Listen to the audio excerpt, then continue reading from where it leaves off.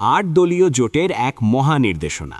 ভাই ও বন্ধুরা, দীর্ঘ 54 বছর পর ইসলামকে ক্ষমতায় নেওয়ার এক যুগান্তকারী সুযোগ এসেছে। তবে সাবধান, এই ক্ষমতা আসতে হবে শুধু আমাদের 8 দলীয় জোটের গলি দিয়ে। অন্য কেউ যদি ক্ষমতায় যাওয়ার চেষ্টা করে তবে তাদের এমনভাবে প্রতিহত করা হবে যে তারা রাস্তার ম্যাপ ভুলে যাবে। আমাদের স্ট্র্যাটেজি খুব সিম্পল কিন্তু খাতারনাক। নিচের পয়েন্টগুলো মুখস্থ করে নিন। সেই স্পেশাল 4 আসন, বাকি দেশে কি হলো না হলো সেটা বড় কথা নয়, ওই নির্দিষ্ট 4টি আসন আমাদের পেতেই হবে। সেখানে আমাদের প্রধান অস্ত্র হলো বিদ্রোহী প্রার্থী। সকাল বিকাল তাদের কানে গিয়ে মন্ত্র জপতে হবে, ভাই কেন্দ্র আপনাকে মূল্যায়ন করলো না, আপনিই তো আসল হিরো ছিলেন। তাদের বোঝাতে হবে কেন্দ্রকে ভুল প্রমাণ করার জন্যই তাদের জেতা দরকার। স্বতন্ত্র হিসেবে দাঁড়ান বা জোটের হয়ে জিতটা বজায় রাখা চাই। আওয়াজ তুলুন সব জায়গায় যে ওই 4 আসনে বিএনপি জিতলে তারা ইসলামের নামে চাঁদাবাজি করবে। যদিও যুক্তিটা একটু ল্যাংড়া, কিন্তু অপপ্রচারের লজিক লাগে না। আমরা বলবো তারা অন্যায় দেখে প্রতিবাদ করবে না, কিন্তু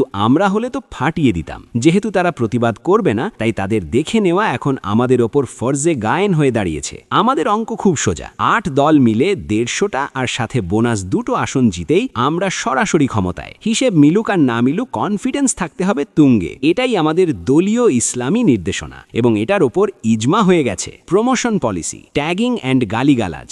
নির্বাচনের পর কার প্রমোশন কত বড় হবে তা নির্ভর করবে নিচের 3টি যোগ্যতার উপর। কে কত বেশি অপপ্রচার করতে পেরেছে, কার গালিগালাজের মান কত উন্নত, কে কত সুন্দর করে অন্যকে ট্যাগ বা লেবেলিং মারতে পেরেছে। বিশেষ দ্রষ্টব্য। Let's start boys. যার যার অবস্থান থেকে ঝাঁপিয়ে পড়ো। যুক্তি থাকুক আর না থাকুক, আওয়াজ যেন আকাশ ফাটানো হয়।